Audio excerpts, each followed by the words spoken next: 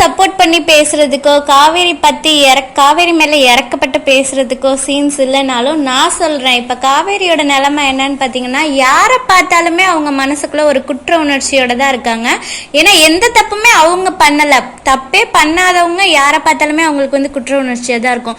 இப்ப விஜய் பார்த்தா ஐயோ இப்படி இவர் தனியா கஷ்டப்படுத்த விடுறோமே, இவர் கூட சேர்ந்து வாழலாமேன்னு தோணிருக்கும். வயிற்றுக்குள்ள இருக்க பேபியை நினைச்சாலுமே நம்ம விஜய் ஃபேமிலியோட இருந்தா எவ்வளவோ ராணி மாதிரி செல்வாக்கா வசதியா நல்லா ரெஸ்ட் எடுத்திருக்க முடியும். அப்படி இல்லாம நானும் உன்னையும் வந்து கஷ்டப்படுத்துறேனே அப்படின்னு பேபியை நினைச்சு இது பண்ணலாம்.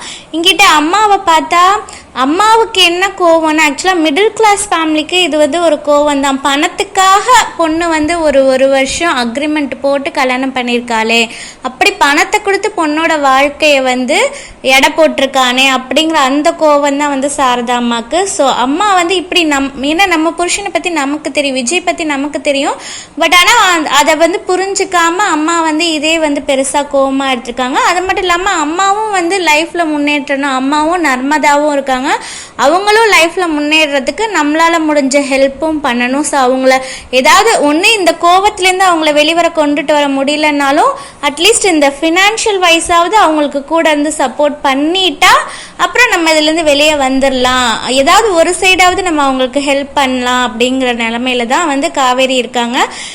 நல்ல புருஷனை இப்படி அம்மா வந்து தப்பா நினைச்சிட்டு இருக்காங்களே அப்படின்னு அம்மாவை பார்த்தாலும், அண்ட் இப்படி அம்மா வந்து இப்படி யோசிக்கிற அளவுக்கு பணத்துக்காக நம்ம பொண்ணு வந்து இப்படி பண்ணிட்டாலே அப்படிங்கிற நிலைமைக்கும் அம்மாவை வந்து யோசிக்க வச்சுட்டோமே அப்படிங்கிற எல்லா குற்ற உணர்ச்சியும் யாரை பார்த்தாலும், ஏன் குமரன் கங்கா வந்து ஒன்னா சந்தோஷமா இருக்க பார்த்தா கூட நம்மளும் விஜய் கூட இருந்தா இப்படி தானே சந்தோஷமா இருப்போம், அந்த ஏக்கமா இருக்கட்டும். ஸோ யாரை பார்த்தாலுமே காவேரிக்கு வந்து ஒரு நிம்மதி இல்லாத லைஃப் தான்.